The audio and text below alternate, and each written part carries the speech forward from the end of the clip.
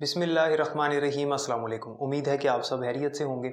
आज हमने 9th class computer science chapter number 4 का आर्टिकल नंबर 4.2.2 डिस्कस करना है। इंटरेस्टिंग है ये भी, और छोटा सा एक टॉपिक है और छोटी सी इसके अंदर गुफ्तगू है जो कि आपने समझनी है और नहायत ही आसान है, मुश्किल नहीं है इसके अंदर कुछ। तो लेक्चर स्टार्ट करने से पहले अगर आपने चैनल सब्सक्राइब नहीं किया तो चैनल को सब्सक्राइब करें, और इसके अलावा अगर आपको नोट्स चाहिए पूरी बुक के तो वो भी अवेलेबल हैं। स्क्रीन पर नंबर चल रहा है, आप कॉन्टैक्ट कर सकते हैं। अच्छा, आर्टिकल 4.4.2.2 है एनालाइजिंग द पर्सनल प्राइवेसी। इस ये समझिएगा ज़रा, काफ़ी लंबा इसका नाम है। एनालाइज का मतलब होता है तज्जिया करना, ठीक है। एनालाइजिंग मतलब हम इसके ऊपर एक तज्जिया करेंगे, एक मुशाहिदा करेंगे, इसके ऊपर गुफ्तगू करेंगे आज, ठीक है। किस बात के ऊपर? हमारी जो पर्सनल प्राइवेसी है, हमारा जो पर्सनल डाटा है, जो हमारी प्राइवेसी है उसके बारे में, एंड सिक्योरिटी कंसर्न्स।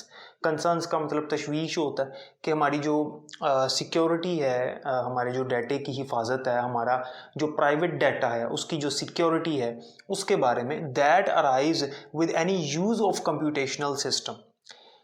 आसान अल्फाज में समझाता हूँ। जब भी हम कंप्यूटेशनल सिस्टम को यूज़ करते हैं, कंप्यूटर्स को यूज़ करते हैं, इंटरनेट को यूज़ करते हैं, वेबसाइट्स यूज़ करते हैं, कोई डाटा कलेक्ट करते हैं, कोई भी एक्शन परफॉर्म करते हैं, तो ये काम करने के बाद कुछ हमारे प्राइवेसी के इश्यूज खड़े होते हैं, कुछ सिक्योरिटी के कंसर्न्स जो है ना वो हमें देखने पड़ते हैं कि हमारा डाटा सिक्योर रहे, हमारा डाटा प्राइवेट रहे, हमारा डाटा दुरुस्त रहे। ये कौन कौन सी चीज़ें हैं जो अराइज होती हैं, ये कौन कौन सी चीज़ें हैं जो पैदा होती हैं, वो अब हमने डिस्कस करनी है, उसके ऊपर हमने गुफ्तगू करनी है, बहस करनी है। तो ये इस टॉपिक का मेन मकसद है। आसान है, इसके अंदर वो ये कहता है कि जब भी देखें, ये बात पहले भी की थी, वो इसने उसने बुक में भी उसने इसके बारे में लिखा हुआ है। वो ये कहता है कि आज के दौर में जब हम इंटरनेट इस्तेमाल करते हैं, आज इस इंटरनेट के दौर में अपनी इन्फॉर्मेशन को प्राइवेट रखना मुमकिन ही नहीं है।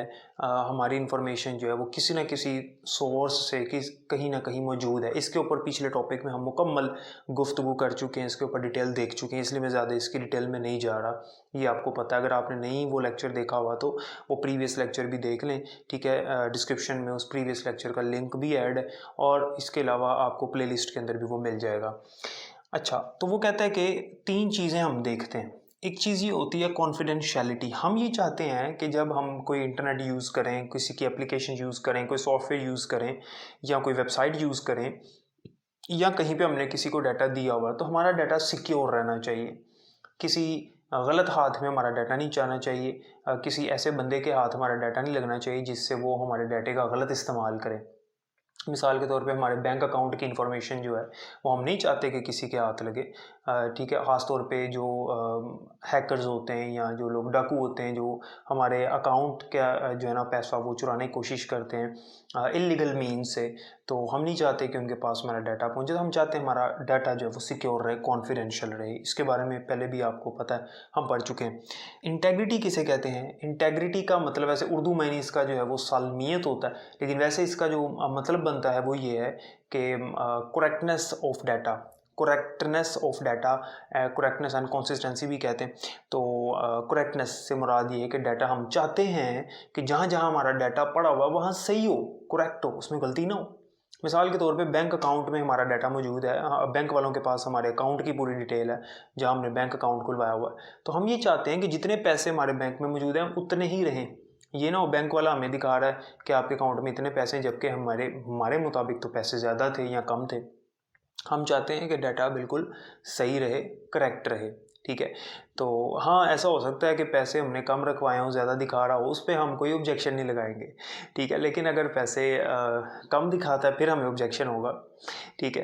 तो बहरहाल जस्ट जोकिंग, ऐसा नहीं होना चाहिए। हम ये चाहते हैं कि जितने पैसे हैं उतने ही उसे दिखाने चाहिए, तो हमारा डाटा करेक्ट होना चाहिए, हम ये भी चाहते हैं। इसे कहते हैं इंटेग्रिटी, ठीक है। उसके बाद है अवेलेबिलिटी। हम चाहते हैं कि हमारा डाटा जिस अदारे के पास, जिस वेबसाइट के पास पड़ा हुआ है, हमारे लिए वो हर वक्त अवेलेबल हो। हमारा डाटा ना हम जब मर्ज़ी चाहें उसे देख सकें। मिसाल के तौर पे मेरा डाटा किसी वेबसाइट पे मौजूद है, जैसे मैंने जीमेल के ऊपर अकाउंट बनाया तो मैंने अपनी इन्फॉर्मेशन उनको दी है। रात के 3 बजे हों या दोपहर के 12 बजे हों, या शाम के 4 बजे हो, अगर मैं अपना डाटा देखना चाहता हूँ कि मेरा डाटा जीमेल वालों के पास क्या है, मैंने क्या इन्फॉर्मेशन एंटर की हुई है उनके पास मौजूद है, तो मेरे पास वो अवेलेबल होना चाहिए उस टाइम। ऐसा ना हो कि वो कि भाई शाम के 4 बजे हैं, इस टाइम वहाँ पे रात हो रही है तो आपका डाटा इस टाइम अवेलेबल नहीं है, ऐसा नहीं होना चाहिए। तो हम ये भी चाहते हैं कि हमारा डाटा जो है वो हर वक्त हमारे लिए अवेलेबल हो, क्योंकि वो हमारा डाटा, वो हमारी प्रॉपर्टी है।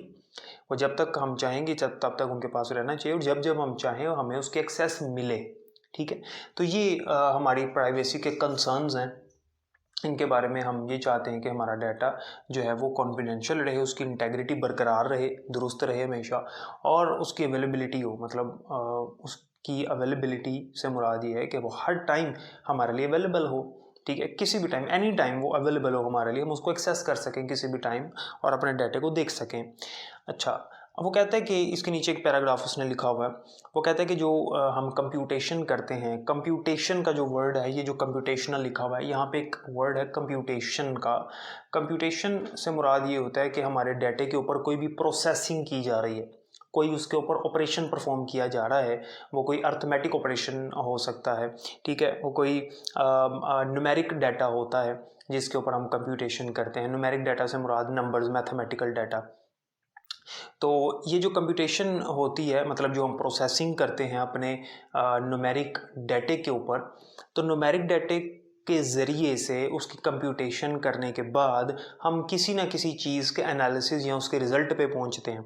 मिसाल के तौर पे उसने बुक में एग्जांपल दी, जैसे आपकी 9th क्लास का रिज़ल्ट जनरेट करना है, तो वो जो आपके मार्क्स हैं, मार्क्स जो हैं वो मैथमेटिकल नंबर्स ही हैं ना, तो जो आपके मार्क्स हैं वो देखे जाएंगे, उनकी परसेंटेज निकाली जाएगी, उनका ग्रेड निकाला जाएगा, फिर उसकी बिना पर आपको अगली क्लास में भेजा जाएगा, या आपकी पोजीशन आएगी, या जो भी मामला हैं।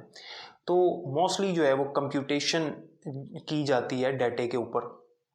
ठीक है, इसके अलावा एक और बात उसने की हुई है, वो कहता है कि जब हम किसी वेबसाइट को सर्फ करते हैं, इंटरनेट को यूज़ करते हैं, तो जो वेबसाइट्स वाले हैं वो हमारी कुकीज़ का इस्तेमाल करते हैं। कुकीज़ किसे कहते हैं, आपने नाम किसी वेबसाइट में, किसी एप्लीकेशन पे देखा होगा।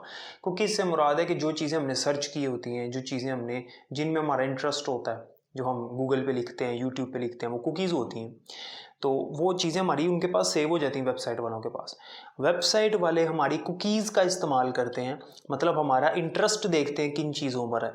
मिसाल के तौर पे अगर मैं सर्च कर रहा हूँ कोई मोबाइल फ़ोन ख़रीदने का, सोचा है मैंने, और मैं गूगल पर, यूट्यूब के ऊपर मोबाइल फ़ोन देख रहा हूँ कि मोबाइल फ़ोन की प्राइजेस पाकिस्तान में अच्छे मोबाइल कौन से हैं, कौन से बेस्ट मोबाइल्स कौन से हैं, या फॉर एग्जांपल मैं लिखता हूँ सैमसंग फ़ोन्स अंडर 40,000 से नीचे नीचे सैमसंग के फ़ोन्स कौन से अच्छे हैं, तो उनकी लिस्ट मैं देखना चाहता हूँ।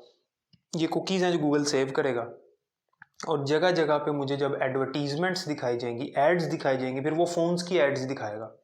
आपने ट्राई किया होगा, या क्योंकि मैंने पिछली वीडियो में कहा था, शायद आपने ट्राई किया हो, नहीं भी किया तो ट्राई कीजिएगा, आपने तजर्बा किया होगा कि जिस चीज़ के बारे में हम सर्च करते हैं वो हमें ऐड हर वेबसाइट पे वही दिखाई, इवन कि फेसबुक पे जाएँ तो वहाँ पे वो ऐड आ रही होती है। वो हमारी कुकीज़ का इस्तेमाल करते हैं, ठीक है, जो कि अच्छी बात नहीं है, ये हमारी प्राइवेसी के ऊपर हमला है एक, ठीक है। तो लेकिन बहरहाल यूज़ करते हैं इसको।